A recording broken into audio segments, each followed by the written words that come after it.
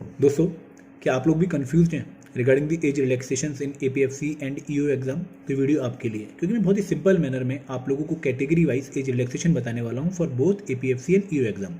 तो सबसे पहला पॉइंट आप ये ध्यान रखिएगा कि दोनों ही एग्जाम्स में age relaxation for different category exactly same है, कोई वेरिएशन नहीं है। अब बात करते हैं उन एज रिलैक्सेशन की। तो अगर मैं ओबीसी कैटेगरी की बात करूं तो उनके लिए 3 ईयर की एज रिलैक्सेशन है over the maximum age limit of general category.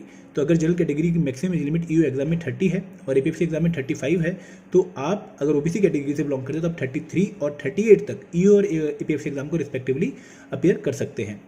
अगर मैं एससी एसटी कैटेगरी की बात करूं तो यहाँ पे जो एज रिलैक्सेशन है वो 5 ईयर्स की है।